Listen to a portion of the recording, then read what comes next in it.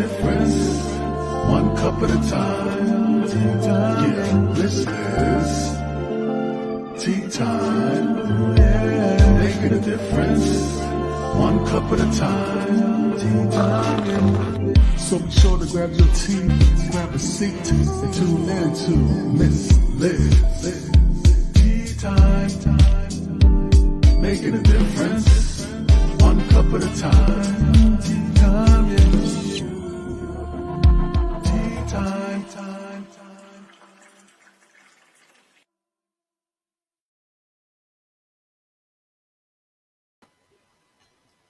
Welcome, welcome, welcome. It is tea time, and that's right. We are here for the second tea time today. We had one this morning, a really incredible show this morning with Tara Lynn Towns from the United States. And we're still in the United States tonight, this evening, with Diann Floyd Boehm, who is going to be talking about humanitarian work, children's books, all of that good stuff. We're going to have a really playful evening. We're running a little late by 2 minutes. I'm sorry for anybody who was waiting for us to start, but we were in the back room and we were just having a good old time talking about good stuff. So, it's going to be a good tea time when Miss Liz is like, oops, gotta go. So, we're going to do the disclaimer, and we're going to do the bio, and then I'm going to get Diann in here so we can sit and have a good, incredible tea and find out what her TEA is tonight on Tea Time with Miss Liz. So the disclaimer for Miss Liz's Tea Time live show. Miss Liz myself is going live using StreamYard.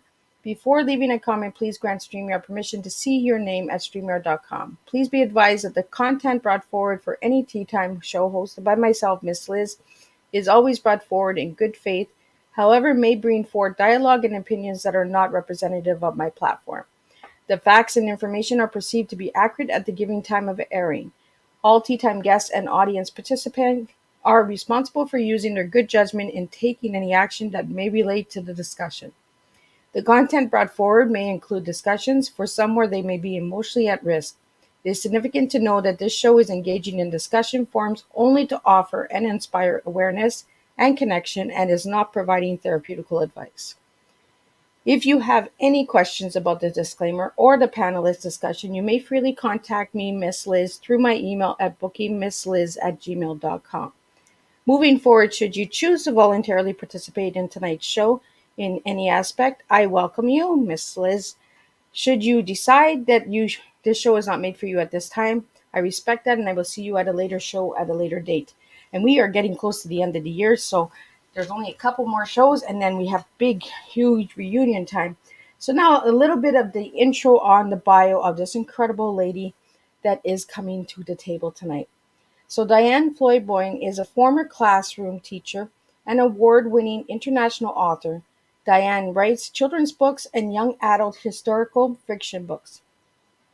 Diann's books are designed to inspire her readers to be kind, love themselves, and wishing for peace and to embrace imagination. Tonight we're going to talk a lot about imagination. You can find all of her books on Amazon. Diann's Story Garden YouTube channel gives children the opportunity to hear different children's authors read their stories as well as Diann reads her own stories. Diann does speaking engagements, book signings, as well as author visitations. Her creative flair encompasses the performing arts and performing in musical theater productions in Dubai, produced by the popular production out of the UK. In addition, Diann enjoys making guest appearances on various live streaming shows. Diann is the co-host with Dr. Jacqueline on her USA Global TV and radio. Diann continues to be involved in various humanitarian projects and multiple organizations. Diann was born to parents of George and Mabel Floyd in Tulsa, Oklahoma, but grew up in Texas with her five brothers. She has traveled extensively to many parts of the world and has lived in the Philippines and Dubai. So we're going to talk about that a little bit during the show, but we're going to get Diann in here so we can meet this incredible lady who writes these incredible children's books. Welcome, Diann.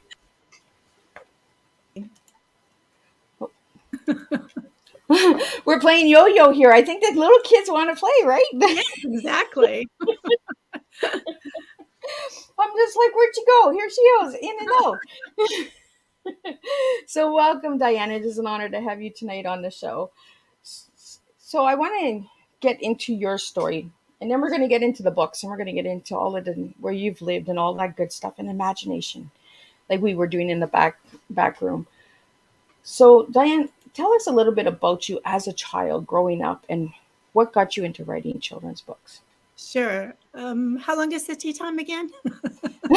we have we could stay all night when it comes to topics like this. Well, my mom and daddy got us to Texas, as they say, as fast as they could. And I was very blessed to have 5 brothers, and I'm the only girl. And so I'm right in the middle. And it's pretty exciting to be in the middle because I had 2 older brothers who were very protective, and 3 younger brothers. One, my playmate, Mikey, I should call him Michael now, I guess. But when I think about us as little kids, he was Mikey. And then my 2 baby brothers, obviously, they were my baby dolls. And so learned how to become a good mommy by having 2 baby brothers. It was fun times growing up in the 60s because everybody had large families. So you were never bored, especially on the street I lived on. If you ever saw that TV show, The Wonder Years, did you ever see that? It was a fun TV show. If you haven't, I highly recommend looking at it. But I would be telling my kids, that's my life. That's my life. This was like you get on your bike and you just ride down the street, and you play with all your friends. And so it was a magical time. And Aberdeen Street, I think nobody had less than 5 kids. So you can imagine how much fun that was, right? So anyway. Well, we don't have big families like we used to, right? We had like aunts and uncles, 8 to 10 aunts and uncles coming for family dinner, and now it's maybe 1 or 2 aunts and uncles coming. So Yeah, that's changed a lot too. that has it. I mean, there's pros and cons, but for me personally, I mean, I really wanted a large family, and I'm blessed that I have 3 healthy children. But my daddy was number 8 out of 9. Mama, it was just she and her sister, but it's just fun. I know it's hard on the parents figuring out how to get the clothes and all that stuff, but at the same time, you learn how to share, you learn how to cooperate. There's a lot of positive things that come from having a large family. You actually get prepared more for life when you're with a large family, right? Because you don't get Right. anything you want. Well, you're not so alone, right? When there's a large family, Yeah, you, that's you, right. you could always blame it on the sibling too if you did something, right? That's true. And it's one sibling's mad at you, you have another one that'll still play with you. So that's about it. Let's see. You also asked, how did I get into writing? I never thought I'd ever be an author, actually. I was always a storyteller. And my brothers would get really mad. And my nickname growing up was Motor Mouth when I was little because they said, is she ever going to shut up? Because I'd be like, I could just come up with a story like that. But my storytelling was more into with singing and being on stage. And then when I became a classroom educator, I was always telling stories no matter what grade I was teaching. And then one day I was out in the garden because I enjoy gardening. Not that I'm great at it, I just like playing in the mud like when I was a kid. And anyway, it came to me that I needed to start putting my stories down on paper. And I thought, that's a really good idea. Thank you, angels. And so I started doing it, and it took a long time to get published, but everything happens when it's supposed to. And before I knew it, I was published, and it was so exciting. And it's just like with singing. You start off, you're not that great, but you just practice and you practice, and pretty soon, you have a singing voice. And writing's the same way. It's a craft, and you just have to practice and practice. So I like to think that with each new book, they just get better and better with the inspiration that comes. So, what age were you, Diane, when you wrote your first child's book? My first children's book. Well, again, the stories I've been saying since I was little, but the first one that I actually got published was about maybe maybe about 18 years ago. So, yeah. So fairly recently, right? I have a lot of chapters in life, teaching, motherhood, etc. And that's, that's the beauty of life, is that I don't believe people should say, "Oh, I'm 60, so I'm retired and I'm old." And I'm like, no, 60? Oh my gosh, you're a baby. And look at all those chapters of life you have and the wisdom that you get to share with us. And what was your dreams to do when you were younger? Because now maybe you can make some of those dreams come true. And so I say, even if you're 90, go after some of your dreams. Well, we have a comment here. Some of the comments don't come into the studio, but we have a comment here, and they said 60. That means you're 6. You know what? That is so funny. That person must know me, because I totally believe in that. Because I remember when I turned 50, people were like, "Oh my gosh, you're over the hill," and I'm like, "Yes, and the beauty of the other side of the hill is going to be incredible." And so then I started saying, "Okay, my grandma, she always said, wisdom starts coming at around 50, and then you get smarter and smarter, because you've lived through things and you know how to stop and think before you just rush to judgment or decide to do something."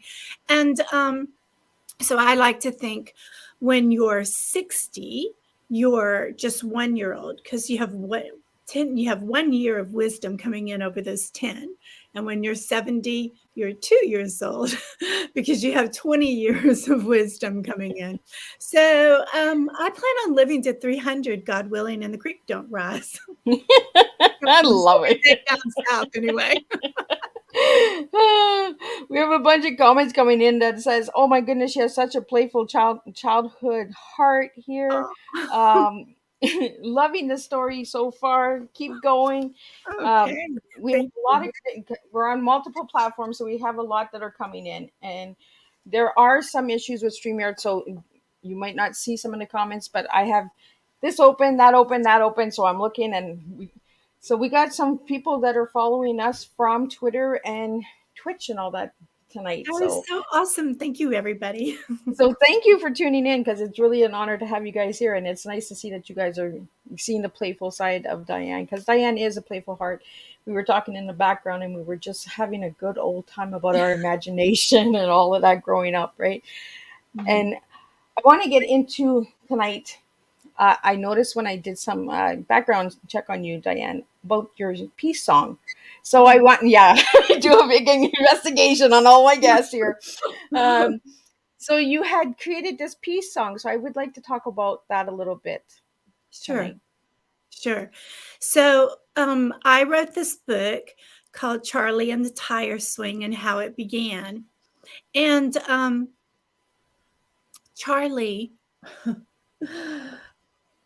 I got so excited about Charlie, but also the peace book. Now I have to stop and go, "Oh, there's so many stories." I apologize. We need Um, peace. yeah, peace. Anyway, it's a song of peace. And the little boy is named Tommy. And what I wanted to do was, with everything going on in the world, and I lived in Dubai for 14 years and did a lot of humanitarian work, as you mentioned earlier. And the Syrian war broke out, the Yemenis war broke out, and there were so many things going on. And when you live overseas, you get a lot of different perspectives of things, and you just know that you already knew back home that everybody's beautiful, but when you live in another country and different cultures, you really see the power and the beauty of all humans. And I just really wanted peace to happen. So I thought, I realized that there's only one way there's peace, and and that's, for my personal belief, through our Lord. And but I thought, what there's a lot of books written about peace. There's a lot of beautiful songs about peace. Let there be peace on earth, etc.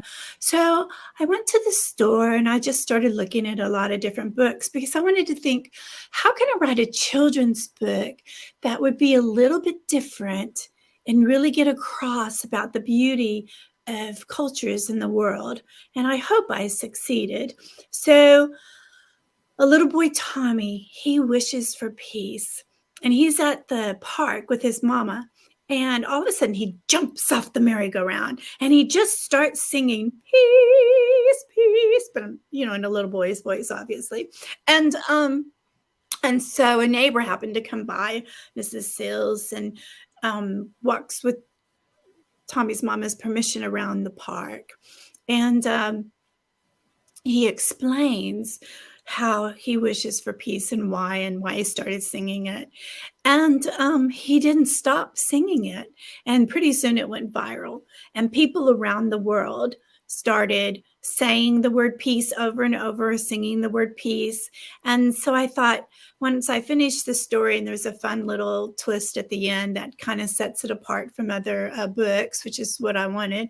And so I thought, I'm going to ask some of my friends from various countries if they would sing the word peace or say the word peace, whichever they wanted, in their language. And so we just did this little thing that I always thought could become a stronger movement. So I'd like to do that one day. But we had, peace in Chinese, peace in Tagalog, which is the Philippines, where I used to live, and other languages. And so I thought, that's beautiful. And the whole reason in the book was to wake up the angels and say, oh man, what's going on? Even the deers are singing peace and happiness, Maybe those adults actually will start listening to us. Because they kind of gave up on us. Right, we need to start singing peace, and we need to bring peace, and especially during this time in this season, right? We need a peaceful time. With the holidays, it is really a stressful time, so that's why we really wanted to bring that out there. So if anybody would like to get a hold of you, Diann, for to do the peace movement, they could reach you through your website, correct? Absolutely. Just diannfloydboehm.com. Yeah. Now you also have a YouTube channel I see here, and it's called the Story Garden. So where does that come from? Okay, well, welcome to my story garden. That's where you are right now. And let me send that this way. You can see that, well, I guess, I don't know why the whole sunflower is not showing up, but this is where I have probably maybe around 200 children's books in here. And they're children's books from when my parents read to us, as well as books I read in the classroom. I still collect children's books and books I read to my own children. And my husband did too. I better give him some credit. But the story garden, the purpose is I called it a garden because I want everyone to realize how important it is to have your own library. You don't have to have expensive books. And I know a lot of young people are just really happy with the tablet. But for me personally, I'd like to remind people that when you touch a book and the children touch it and the illustrations are so beautiful, they just want to sometimes just look and touch the book and maybe create their own story from looking at that illustration. And that's powerful. And sometimes the tablets don't bring out that conversation that you would normally have with a hard copy. So I always like holding a book when I'm reading a book because I find that the words on the paper are like magic, right? Yeah, exactly. And it takes you deeper into the story. Yes, the tablets are nice, but I find with the story, you get to turn the page, you get to experience the next page, the next page. On a tablet, all you're doing is just switching the page, but you actually get to turn the page, the physical touch of turning a page and turning to the next chapter. I find that's where the magic is for myself and for the people that are around me. I always encourage them, buy a book, get a book. Have a library, because I think it is truly important for us to have libraries, that we can pass on to our children and our grandchildren and that as well. Yeah, I agree with you. And I was fortunate that our parents had a library. That Mama called it her library. It was just a big bookshelf, but it was still very important.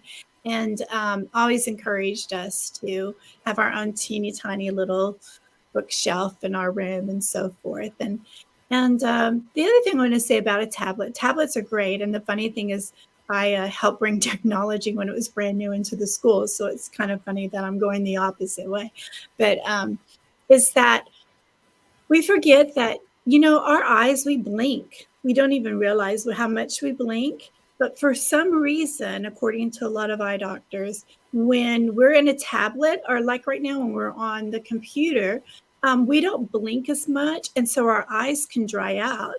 And so what they're discovering is young children's eyes are actually changing the shape.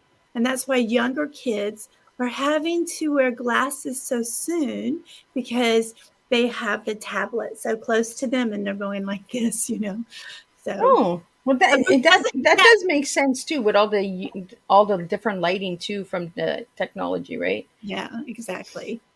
You're real young, but when I was little growing up, they would say, Mom and Dad, don't you sit that close to the television. You're going to burn your eyes out. Well, I'm not that young. I'm 2 years away from the big 50. So Oh, yeah, you're a baby, darling. I'm just a puppy still. Yes, you're just a puppy. Turn that around. I'm only 5, right? Yeah, that's right. That So was now great. let's get into Charlie the tire swing, because that's what I promoted when I did your poster, Diane. So Yes, you did. Thank you. let's talk a little bit about Charlie. Charlie is awesome. I've had that story in my head for quite a while, and I was so excited when the publisher said, "Okay, I'm ready for Charlie." I'm like, "Yay!" Charlie is it's an intergenerational story because you have great grandpa in it, grandpa, and and and then so Charlie also is inspired because my son, when he was little, had a tire swing, and he would say, "Mama, Mama, come out with me." And I come out and watch him swing. And then he would just, push himself off, and then he'd twist and turn. And then he goes, "Okay, I'm going to outer space," and then he'd create a story. And then another day he might be on the tire swing, "Mommy, Mommy, today I'm Dick Tracy," and he'd be making up a story. And so, I got with him and I said, and I won't say his name, but I said, "Son, I think I want to write some stories based on you." And so we started thinking of things. The What makes it intergenerational is that my husband grew up with this massive oak tree, and you would sit in the kitchen and you could see this oak tree. So I blended in some inspiration from the family oak tree along with the tire swing. And so Charlie one day asks his grandpa how that tree got so big. And so his grandpa starts talking about his grandpa, which he brings in a great grandpa. And I think that's real important because I want people to know their family history. And to me, that's the most important history. And those stories are precious. And I like to think that when people read Charlie the Tire Swing, that yes, they get to go on this great imagination, but they also might stop and, the little child might say to them, "What was my great grandpa like?" And then the dad or mom might have to say, "Mom, can you tell me about great grandpa?" Can you tell me some of those stories? Generational stories going. And so I think that would be great. And it's a way of opening up about hearing the history of the family as well, and the ancestors and all that. So where do I get this imagination from? How come I think of that? Where did I see that? So that's when the questions come in, and the children are already digging in, right, for the info. Right, exactly. And they might discover, that oh, so great grandpa Jack played the clarinet and I'm playing the clarinet. How about that? Right? So that's kind of cool, right? Or Right, and then you get to sit back and say, "Oh, I got that from my grandpa, or I got that from my great grandpa or great right. grandma." And that makes it special because our, going through middle school is that time that, your body starts changing and everything. And you sit there and think, oh, I'm so ugly because so-and-so in school said I was ugly. But if you can, like, I have what's called a root wall and going up the stairs. So we have from great grandpas and ma's all the way up to now. And I remember moving one of the pictures of my mama and when she was 13 and putting it right there where my daughter sat on the stairs.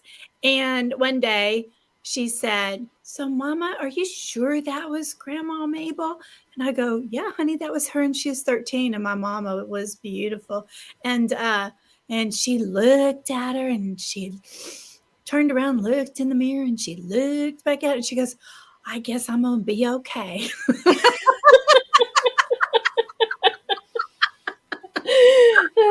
And that's what we need, right? We need to bring that back to our children and, Yeah. let them Yeah. express and share these things. Yes. So, what is one of the greatest memories you have as a child with one of Um, your grandparents or great grandparents? Oh, well, I'll tell you about my great grandma Terrell. I was very lucky. Mommy had me at 21. So that's how come I could know my great grandma. Great grandpa had died in 1949. So I didn't get to see him, but I know lots of lovely stories about him. Hence, he's in the book, the historical fiction book. But if I, to this day, if I close my eyes, I can feel my grandma just brushing my hair and just singing Amazing Grace or Rock of Ages. It's just very lightly as she, brushed my hair, and it's just so gentle.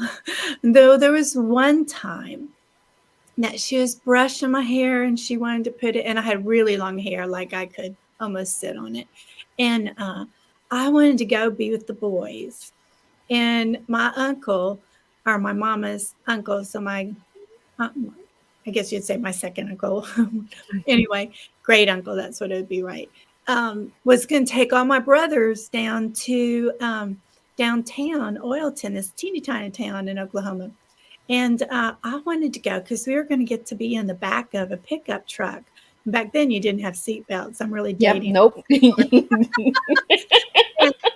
Great grandma was like, no, you're going to stay here. Only the boys are going, and I'm going to make your hair so pretty. And I'd be like, but great grandma, I really want to go. And she goes, no, you're not going to go. You're going to stay right here with me. And that's what I did.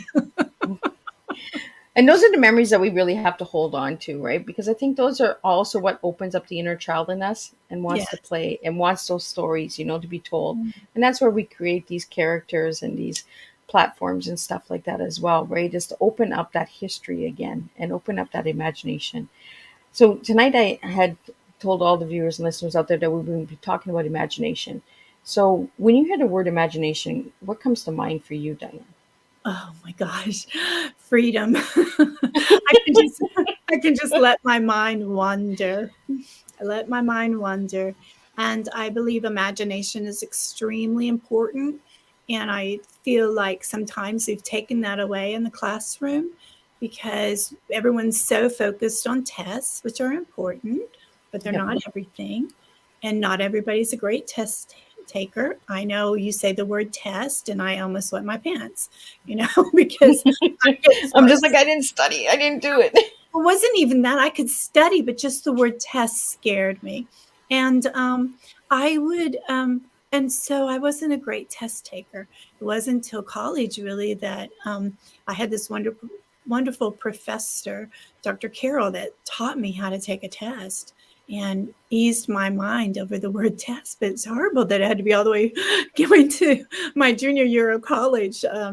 But imagination, I always believed in just the freedom of kids to give them time to relax and color and write, whatever it is that made them feel comfortable. I would try to do that in my classroom, no matter what I was teaching. And sometimes, and mainly I was a elementary teacher, and sometimes when I knew the kids were just exhausted from thinking, that I would either have them run in place, or I'd just hand them a sheet of paper and just say, scribble whatever you want, do whatever you want, just free your mind before we go on. And I would get a lot more out of them in the classroom by doing that, because they just needed a moment to just re-energize. Does that make sense? Yeah, it does. Well, and my Oma, my great grandma, and this is why I do tea time, is because she gave me my first cup of tea, and she told me just to sit, relax, recharge, and release, right? And it's those three R's that we sometimes don't take the time to do. And it's exactly what you did with your students, is you made them relax themselves and release through Mhm. scribbling and writing and coloring. And scribbling is fun. It Yeah. actually, it kind of looks all winky wonky and all that. And then you actually can see like the little circles kind of have like an image, or they have some kind of design that you want to color after and make a pattern. Right. They're like the quilt of putting all these different pieces together.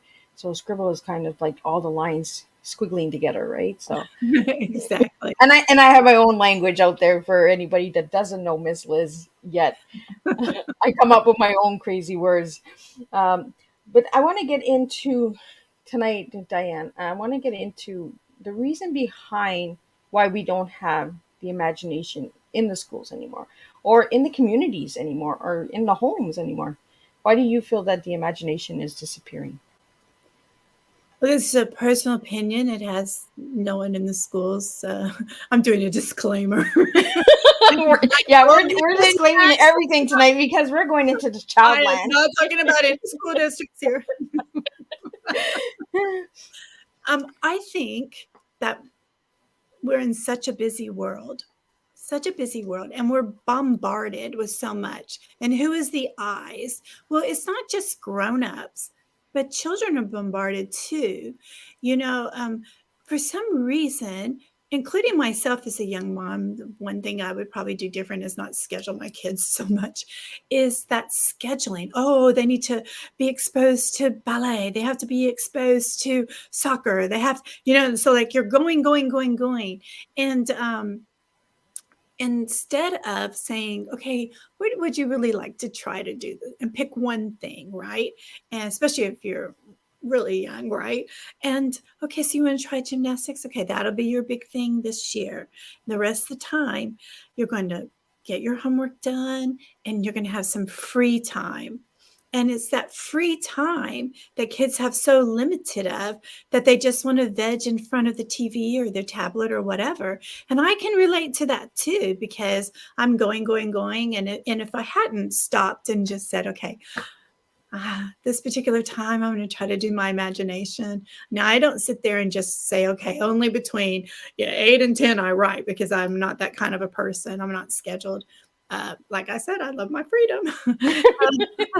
but but I think giving kids more time and free time. And in schools, again, getting back to, oh, they have to do this to be ready for the test. Oh. And schools like, oh, we can only do math, from 10 to 10:45.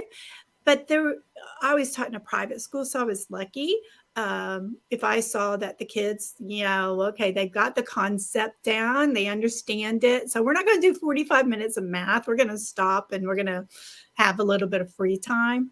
And so sometimes I might give them an extra recess. Well, you can't hardly do that anymore. And that's kind of sad, because, it's the same thing I was saying about giving them time to just scribble.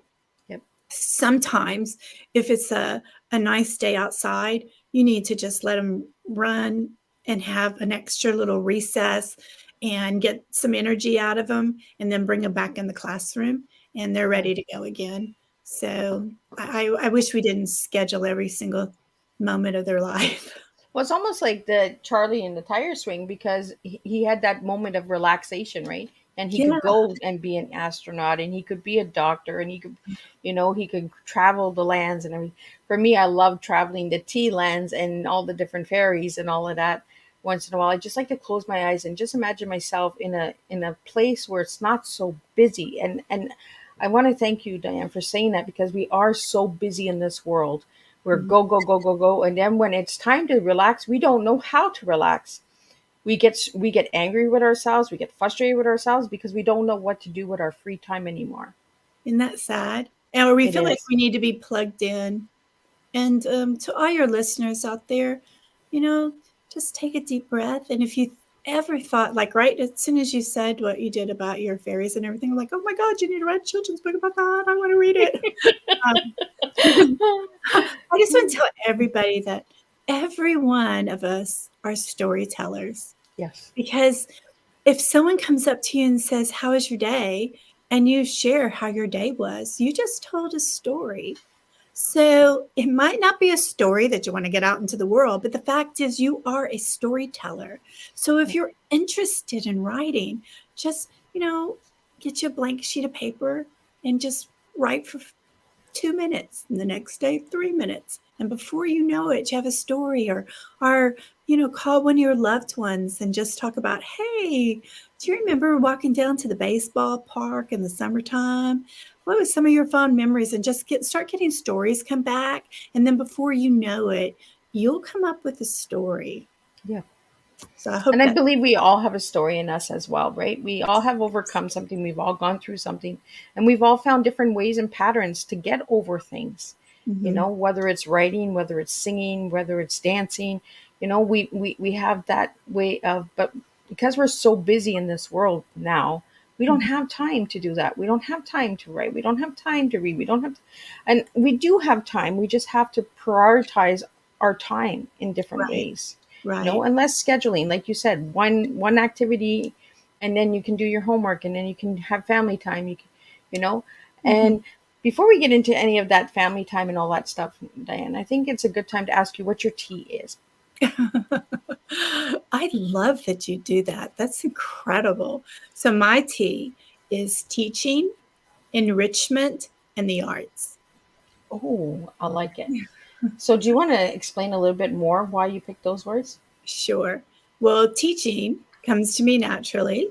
I think I told you earlier I was a motor mouth, so I'd be always teaching my friends. Now, if you do it this way, You might try it this way and that way, right? let me tell you, right? Mhm. But teaching, because I believe we all have a teacher inside of us. Because if you have things you really want people to understand, and so if I can help others think of different ways to share their knowledge so that others understand it, then that's exciting to me.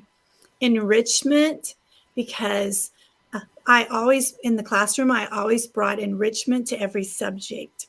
So, for example, if you're teaching mathematics, you might say, okay, well, how on earth did someone ever come up with, the 10 system, right?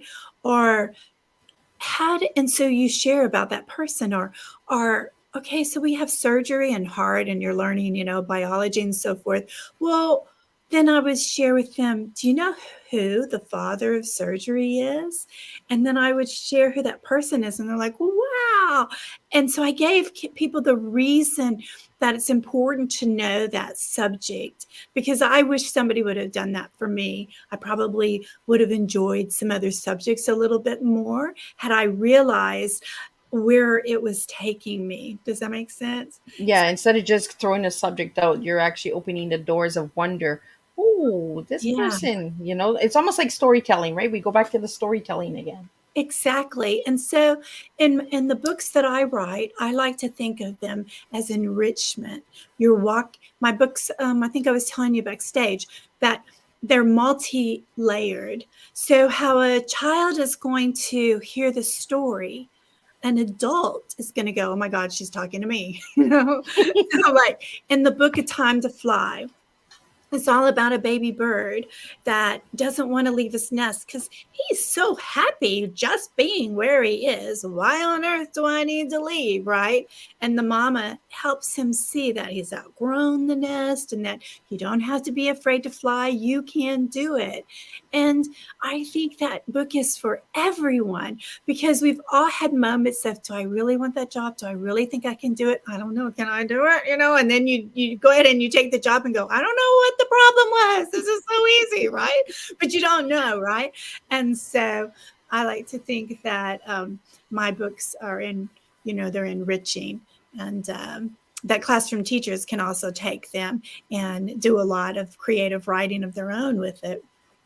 In the arts again play into imagination. So my tagline is to embrace imagination, and arts encompasses imagination, whether it's theater, painting, writing, singing. The arts encompasses everything, and we all have some of that in us. We may not have discovered it yet, but you can do it. And I always like to say, if you wanted to sing and you think, oh, I can't even carry a tune, I'm like, yes, you can. Because if you just listen to yourself speak, you don't sit there and go, today was a very nice day. No, you're not a robot. Every single sound that you make is a note, because singing is just an elongated sound. So you're already singing, you just didn't know it. So when I say the word so, do you hear all the different Yeah. sounds, right? So,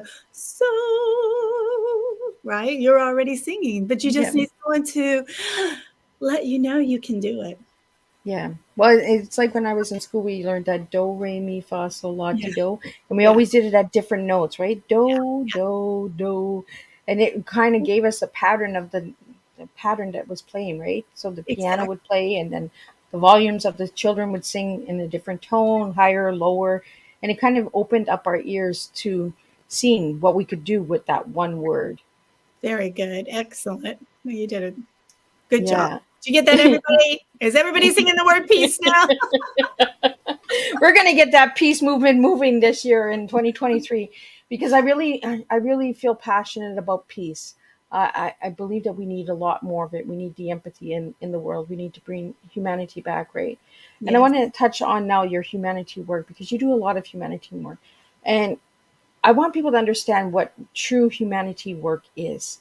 I don't want people that just say, I am a humanitarian, and they don't actually do any changes or step or speak out for, you know. So I want to ask you, what does a humanitarian worker look like to you? Well, there's so many different kinds, and there's no one definition, because you do what you can do in the moment of your life right now. So I did a lot of humanitarian work, an awful lot, when I was overseas, because it was easy to fly from Dubai to Africa. It's a lot easier to do that. It's a lot closer than from America, from Texas all the way to Africa. I mean, it takes a long time just to get to New York. But so to me, humanitarian work is helping others.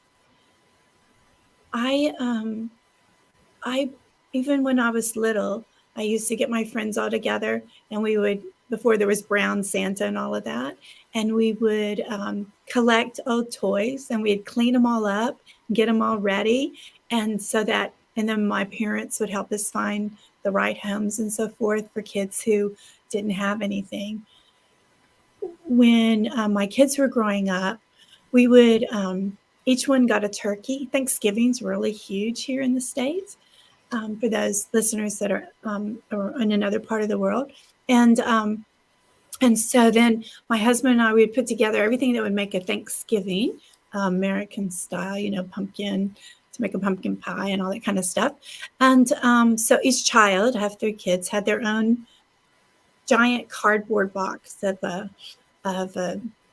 what somebody could have for Thanksgiving. And then we would drive to various places and neighborhoods. And then my husband speaks several languages. And we would tell everyone to be real quiet at so-and-so's time. And they would be looking around and seeing things. And one thing that's great about where I live is still warm, usually in November. And so people would be out in their front yard or on their porch or something playing. So you could get a kind of feel for things. And going to trailer parks and all different types of neighborhoods. And they would say, okay, I think it's supposed to be this house. And then my husband would go and speak Spanish or whichever language was needed. And sure enough, they weren't going to I don't know how, by the grace of God, that family wasn't going to have a Thanksgiving. And so the kids all learned how to make sure other people had something that they were going to have. I like to think that was a nice thing. And some of my kids are still doing that. So that's kind of nice. And the other thing is so teaching how to give was very important to me. And then when I was able to volunteer into some of the countries in Africa, and be it orphanages or schools or so forth, um, when the Syrian war broke out, obviously we couldn't go to Syria, but several of us came together and put together a whole package to figure out how kids in refugee camps could still have a little bit of fun things, besides warm blankets and a pillow, maybe a jump rope or something. So it would all be different depending on the situation. As you can tell, I've gotten very serious because it's very serious, and it's tough because mom and dads, they all around the world, everybody's the same in the sense that if they're of sound mind, that they just want, the kids to have a warm place to sleep with a roof over their head, and their tummies filled, and just, have love and happiness and sing. And we're all the same like that, right? And, but it doesn't happen. People are always fighting about, can I want this land, it was originally ours, or I don't like these people because they believe this way. And it breaks my heart because children are children, and I just want them to have a chance to enjoy their childhood and not have it disappear. So wherever you are and whatever you're doing, if there's a moment that you see that you truly could help someone to make a difference, even if you just brought them a cup of coffee, that's humanitarian work to me. Exactly, right? It's very simple. It's kindness. Mm-hmm. It's simple kindness. If you see someone struggling, or you see a child that doesn't have, and you know that you have 10 of these, and you say, you know what, I don't need 10 of them. you know let Mm-hmm. me share 9 of them and keep one. you Mm-hmm. know I find that we're losing the meaning behind humanity. Is It's so simple for us to take care of our brothers and sisters globally, not Mm-hmm. just in our own home countries and where we live right now, Diane. It's globally we can make a difference. We can impact children's lives by being the examples, by being those role models. And I'm glad that you got serious, because it shows that we can play, but we also can get serious. And when Right. it comes to things like this, for me, peace and humanity is strong and deep in my heart. And Mm-hmm. I'm like you. We don't see enough of it. We Mm-hmm. don't hear enough of it because we're so busy. That schedule is so busy. So we need to take that time to just slow down and actually just a simple cup of coffee, a Mm-hmm. simple doll. If you have 10 Barbies, give those 9 Barbies to 9 other children. Uh, Yeah. we we hold so much to materialistic things that we forget that there's a child out there that doesn't even have one, Right. It doesn't even have a blanket. So right? you're right. Right. So yeah. And you really, you don't walk away going, oh, look at me, I've done this, and beat your chest. Instead, you walk away and go, oh my gosh, that person felt so good, that your heart starts to sing because you made that person's heart to sing. Does that make sense? Yeah. But when you're doing simple kindness from the heart, you're not boosting the ego, right? You're not like, well, I just fed 10 people, or I just did. Were you happy that you fed those 10 people, or are you just happy that you took the time to? And Right. that's where I get really frustrated with humanitarian work, is we're losing the heart of it, and we need the heart back, because Mm-hmm. our children are watching, the children of the world are watching, and we need to bring peace. So we need to really push your movement, Diane, and we need to get those kids into the story garden, and we need to just start sharing and opening those doors of imagination again, and creating a platform and a door for these kids to feel safe, that they can come in and say, you know what, I want to play for 10 minutes, I love that. you Yes. know, Well, because let's get like together you and said, work. right? Like Yeah, you said, 10 minutes a day. If you write 10 minutes a day, then you have a book within a couple of weeks. right. Just take 10 minutes for yourself. Just slow down. And that's what I want everyone out there who's listening, the viewers, and who will watch the replays later, and listen in. Just take 10 minutes for yourself. It's a Whether, healthy thing to do. I you mean, know, it's a healthy thing to do. Even if you are doing everything right now that you absolutely love doing, which I'm so excited that you are, um, but 10 minutes to rediscover that child in your inside, you're going to even love what you do more. so we have a couple questions here for you. I'm not sure why they're not popping in, but we have a couple questions. So we have a question from a person on Twitter. I'm guessing because they're not verifying, it's okay for them. So I see Twitter user, and they're saying teaching enrichment arts. Your T really speaks to your bio. It really speaks to the things that you've said. So that's a comment that they left. Thank Uh, you. Also, they want to know about your music history. Sure. Shall I answer that? Sure, go ahead. Yeah. So, of course, it's going to be a story, you know. We're here to tell stories. It's playtime. I am taking 10 minutes. That is it. I am having tea. You have your tea. So, when I was in fourth grade, um, we had our a talent show, and so I joined a couple of kids, friends. There was about four of us, and we did a pantomime of the sing at that time. And for those who didn't know, there was the singing nuns from France, and they were very popular. And I went to a Catholic school at the time, so the singing nuns made a lot of sense to me. And we sang Dominique, Nica, Nica, Solomon, simplement. And but we weren't really singing; we were mouthing. But we got this huge applause, and that's where I got the bug. I was like, oh my gosh, we just made so many people happy, you know? And I was like, I want to be on stage from now on, right? Because I loved bringing that happiness. Then I went into public school in fifth grade, and it was the first time I had a teacher tell me I couldn't sing. And I was in shock because I'd never heard that before. Because at the school I was at, everybody could sing, and everybody was in the choir because there was no choir. Everybody just sang, right? And so, but she was right. I learned later. But I worked and worked and worked, and finally she let me be in the choir as long as I would not really utter a sound. But I could be on stage, and that's another long story that I won't bore you with. But I worked and worked and practiced so that I wouldn't sing flat anymore. And by sixth grade, I was singing on key. And from there, I was always in the choir, always in theater, and I just loved it. I received a small vocal scholarship for college and went off to get a degree in music. Though I did not finish because my parents ended up, after, can you imagine, after 6 children and 25 years of marriage, they decided to split, which just broke my heart. So I quit school to help my mama.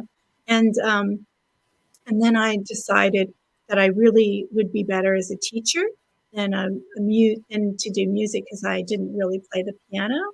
And so I just kept up my theater and would sing on stage whenever I could. And and then as a classroom teacher, brought music into the classroom all the time, constantly. And even though some of the kids, you know, would be in the proper choir and so forth, I would have my kids singing because we'd write plays or whatever. So that's how that singing came to be, and it's still a part of me. And then, you know, I always wanted, before I got married, I wanted to be a professional singer and be in musicals and so forth. And I discovered everything happens in the proper time. And I had to be all the way in Dubai when the popular productions from the UK started putting on musicals. And that was the first time they had musicals in Dubai back then. Now they have, you know, quite a bit. And so they brought in all the West End stars. So that'd be like saying the Broadway stars in England. They're called West End. And I tried out for different musicals, became part of the popular production team, and was in musicals. I was also in the Philippines, one of the first Americans to be on stage with the Philippines at the National Theater there, and performed in a couple musicals there as well. So I feel very, very blessed that I got to do that. So we have one more question, and then we're going to wrap up your tea time because we're already almost at an hour. So Oh my, the last question that came in is: have you created a book with music? no, that's not published yet, but I do have the story written about a little girl who didn't make it in the choir. I wonder who that's about. And that story is to inspire people um, to sing and to do what it is they really want to do. So, So, any final words before we wrap up your tea time tonight, Diann? well, I want to thank you for having me. This has been an absolute delight. And I loved thinking, really thinking about myself and TEA in a different direction. And I just love what you're doing. It's incredible. To everyone out there, I hope your holidays, no matter how you celebrate it, is filled with love and happiness.